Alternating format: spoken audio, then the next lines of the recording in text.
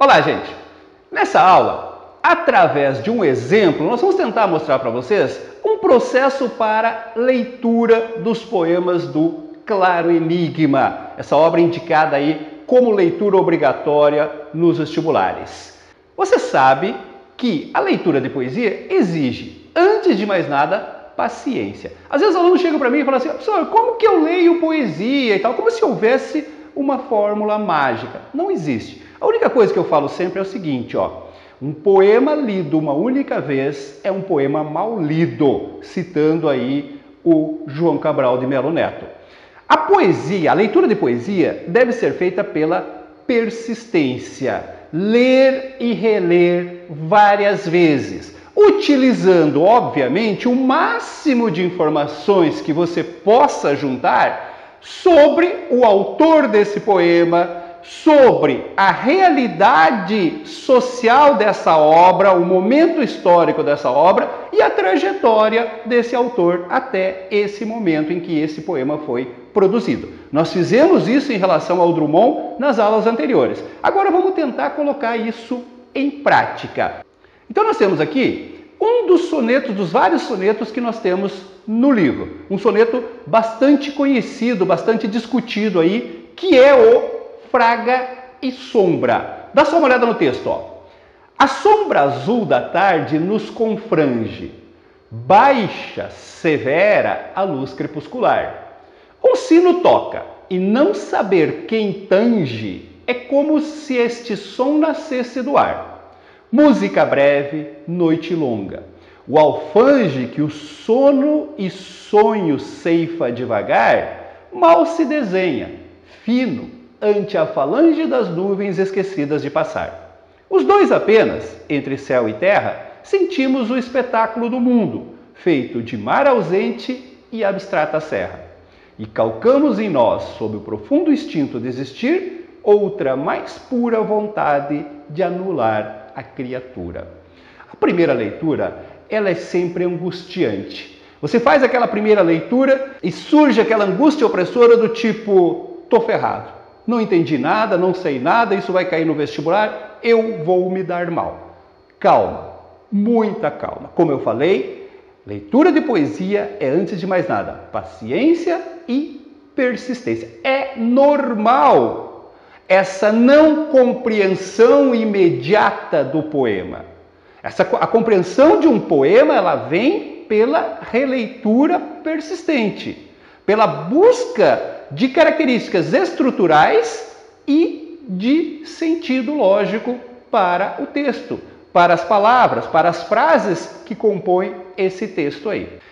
Como eu falei para vocês, nesse livro nós temos uma guinada classicizante. A crítica caracteriza assim esse livro, ou seja, uma retomada de aspectos clássicos na poesia do Drummond. Isso é uma das características que tem grande probabilidade de ser cobrada numa prova de vestibular. Então a primeira coisa que você tem que fazer quando você está diante de um poema é uma observação da sua estrutura física. A análise de um poema tem que começar por essa estrutura física. Então o primeiro passo seria exatamente esse aqui, a análise formal do poema. Num olhar básico, você vai perceber que o que nós temos aqui é um soneto. O que é o soneto? O soneto é aquela forma fixa composta por 14 versos divididos em 2 quartetos, 2 estrofes de 4 versos e 2 tercetos. Então, quando você olha aqui, você já percebe isso claramente. Nós temos 4 versos, mais 4, depois 3 e 3, somando 14 versos. Então, isso é a forma clássica. Você está diante de um soneto.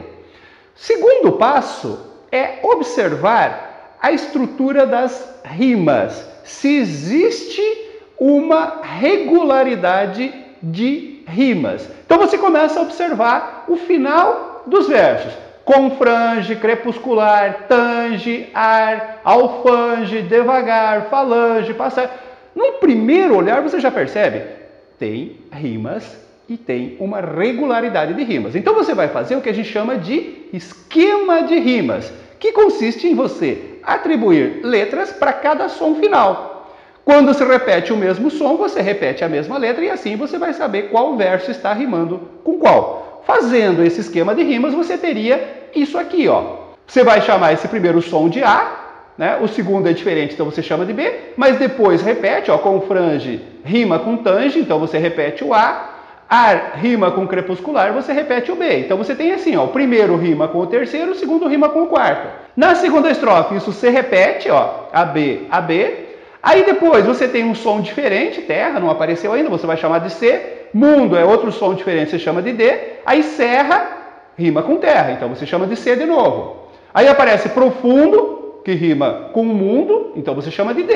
E aí dois sons diferentes, ó, pura e criatura, você vai chamar de E. Então você tem esse esquema de rimas aí. Terceiro passo, você vai observar a métrica. Você vai fazer a escansão dos versos para ver se há regularidade métrica, se há algum tipo de regularidade. Para isso, gente, você precisa contar as sílabas de pelo menos uma estrofe aí. Então, pegando essa primeira aqui, você teria que fazer a escansão desta primeira estrofe. A sombra azul da tarde nos confrange, baixa, severa luz crepuscular. Um sino toca, e não saber quem tange é como se este som nascesse do ar. Fazendo a escansão, você teria isto aqui, ó. A sombra azul, o Bra e o A saem no mesmo impulso, da tarde nos confrange, 10 sílabas. Lembrando que, pelas regras da contagem de sílabas, você só considera até a última sílaba forte da última palavra, a última sílaba forte do verso, ou seja, a sílaba forte da última palavra. Portanto, confrange só conta até o fran, a última sílaba não conta. Já o crepuscular, você conta até o final, porque a sílaba forte é exatamente a última. Então você tem assim, ó, baixa, severa, aqui também junta, né, o A com a sílaba final de severa, luz crepuscular. Um sino toque, não saber quem tan. Então aqui você tem que observar, você tem o K do final da palavra toca junta com o E e no final você vai só até o tan. É como se este som nascesse do ar. Ou seja, você junta aqui, né? É como se este som nascesse do ar. Do ar sai tudo num único impulso. Se você tem dificuldade para fazer essa canção, é bom você treinar, porque há uma boa possibilidade de se cobrar essa estrutura formal em relação a esse livro Claro Enigma. No nosso portal do Vestibular Enem, vestibularenem.com.br, você tem um curso gratuito de teoria básica de português e ali você encontra uma aula sobre escansão, contagem das sílabas poéticas. Ali eu ensino um método bastante prático e objetivo de fazer a contagem das sílabas, porque no vestibular você não pode perder tempo. Você tem que fazer isso de forma rápida. E lá tem um método bastante prático para você fazer isso. Você pode encontrar essa aula também no nosso canal do YouTube, Vestibular Enem. Um outro aspecto ainda ligado à forma que você pode observar, que você deve observar, é em relação à musicalidade. O Drummond, em vários poemas, ele explora alguns efeitos sonoros muito característicos, que eram muito presentes, por exemplo, no estilo simbolista, como, por exemplo, a aliteração, que consiste na repetição de um mesmo som consonantal em palavras seguidas, provocando um efeito sonoro. Observe esse exemplo aqui, ó.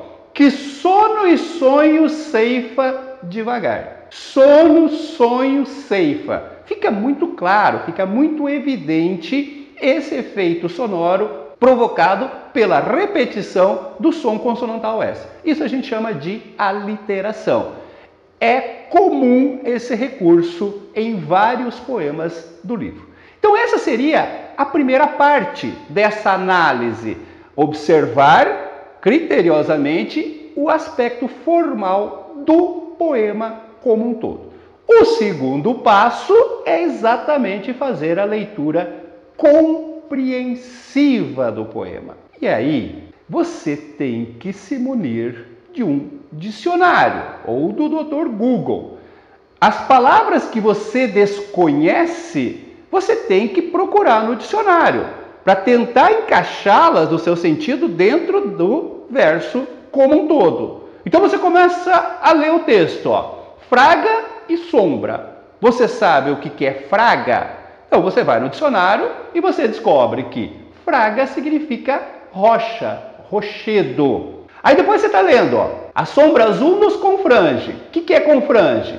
Confrangir significa afligir. Baixa severa, luz crepuscular, um sino toca e não saber quem tange. O que é tangir? Tangir é tocar. Depois mais abaixo, a música breve, noite longa. O alfange. O que é alfange? Alfange seria uma espada curva. Ceifa. O que é ceifar? É cortar. Depois abaixo, ante a falange. Falange aqui tem o sentido de grupo, de multidão.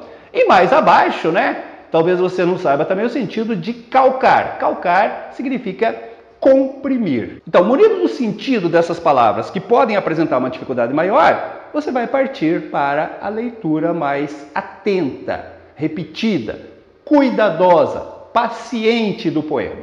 Então você começa pelo título.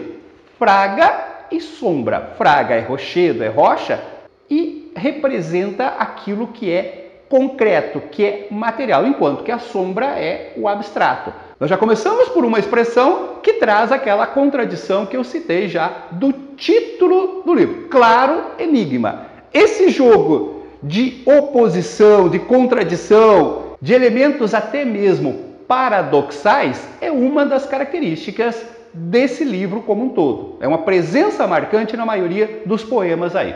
Aí ele começa assim, ó. A sombra azul da tarde nos confrange. A sombra azul do entardecer nos aflige. Baixa, severa luz crepuscular. Então ele está falando de um momento que começa com a sombra azul da tarde e encaminha-se para a luz crepuscular, ou seja, o anoitecer, a noite chegando. E ele diz, esse momento nos aflige. Esse nos, ele pode ser uma referência ao ser humano como um todo, mas ele pode ser também uma referência a um par amoroso, porque mais abaixo você vai ter assim, os dois apenas entre céu e terra. Isso não impede a primeira interpretação, porque os dois apenas poderia também representar a criatura e o Criador. Como se ele estivesse fazendo uma reflexão sobre a existência e aí entraria o Deus Criador dessa própria existência. Mas, a meu ver, essa interpretação de que ele está fazendo uma referência sobre dois seres, né, que provavelmente estão juntos há muito tempo, que formam um casal, seria a mais adequada aí. A sombra azul da tarde é um símbolo de opressão, meio que antecipando a noite que chega, a luz crepuscular. Aí ele continua, um sino toca, e aí ele insere a música dentro dessa situação que ele observa. E não saber quem tange, quem está tocando essa música, é como se o som nascesse do ar. É como se ele fosse parte integrante dessa realidade de escurecer que ele está observando. Música breve, noite longa. O alfange que sono e sonho ceifa devagar, mal se desenha, fino ante a falange das nuvens esquecidas de passar. Observe que os versos aqui, eles são uma sequência, eles vão se completando no verso seguinte. Isso é uma característica muito marcante da poesia do Drummond. Então você tem que pegar esse ritmo de leitura que vai facilitar a sua compreensão. Então ele diz o seguinte, ó, o alfange que ceifa, que corta devagar o sono e o sonho, mal se desenha, fino, né? Esse alfange fino, diante da falange de nuvens esquecidas do passar. Do que ele está falando aqui? Ele está falando do amanhecer. O que ceifa o sono e o sonho? O amanhecer. Então, essa espada curva, esse alfange, né, poderia representar aquela linha tênue do amanhecer, né, da alvorada, que aparece em meio a uma multidão de nuvens esquecidas de passar e que vai ceifando o sono e o sonho. Lembrando que essa ideia de ceifar tem a ver também com a ideia de foice. E foice não deixa de ser uma lâmina curva. E foice lembra o quê? A imagem clássica da morte. Então, esse ambiente mais tétrico, mais mórbido, que começa na primeira estrofe com a ideia do escurecer como uma coisa opressora, se confirma também nessa ideia de alfange como uma espada curva que vem ceifando, que vem cortando o sono e o sonho. Então essa atmosfera de morbidez é uma das características marcantes dessas duas primeiras estrofes. Aí ele continua: os dois apenas, entre céu e terra, sentimos o espetáculo do mundo, feito de mar ausente e abstrata serra. Observem que essa estrofe, ela é profundamente filosófica. Ela é resultado de uma observação filosófica sobre o espetáculo do mundo, sobre essa realidade do transcorrer do tempo, da sucessão de noite e dia que caracteriza o espetáculo do mundo, o transcorrer da vida, a passagem do ser pela vida como um todo aí. E isso é opressor. É a partir desse sentimento, dessa consciência, desse espetáculo da vida que transcorre, que ele chega à conclusão final. E diz o seguinte, e calcamos em nós, sob o profundo instinto de existir, outra mais pura vontade de anular a criatura. O que ele está dizendo nesse final? Que nós, diante dessa realidade, calcamos, comprimimos aquele desejo de anular a existência, ou seja, o desejo de morte. Esse desejo é impedido, é oprimido, é calcado por um instinto de existir. É como se ele colocasse em oposição o instinto natural de viver, de sobreviver, próprio do lado animal do ser humano, com o desejo racional de acabar com essa existência. Esse desejo racional de acabar com a existência seria resultado de uma reflexão sobre a vida, sobre a existência, sobre o transcorrer do tempo. Então, o que nós percebemos neste soneto? Uma alta dose de melancolia que se reflete numa investigação existencial, numa reflexão sobre a existência humana. Podemos dizer que o poema nos apresenta uma reflexão sombria sobre o amor, sobre a vida, com base em uma melancolia filosófica. Portanto, um soneto, uma das formas mais consagradas desse livro, que se encaixa dentro dessa temática reflexiva a que se propôs o poeta neste livro, anunciada já no primeiro poema de solução que nós vimos na aula anterior. A análise mais cuidadosa, mais profunda desse poema nos revela a presença de uma melancolia mórbida, fruto de uma espécie de desilusão com a fase anterior, somada com a consciência reflexiva sobre a futilidade da existência, do ser humano, diante dessa nova realidade que se apresenta. Mas observe que chegar nesse grau de compreensão exige paciência e persistência. É preciso ler e reler várias vezes o poema, passar por uma análise inicial da sua estrutura física, por uma busca do sentido possível para determinadas palavras, e aí ir associando esse sentido com o todo do poema. É fácil? Não, não é. Falamos logo no início que trata-se de uma poesia hermética, de uma poesia complexa, de uma poesia erudita, que exige, obviamente, um esforço um pouco maior por parte do leitor aí. Certinho, gente? Bom, eu volto na próxima aula para nós analisarmos mais um poema do livro nesse treinamento para a leitura do Claro Enigma aí. Até daqui a pouco.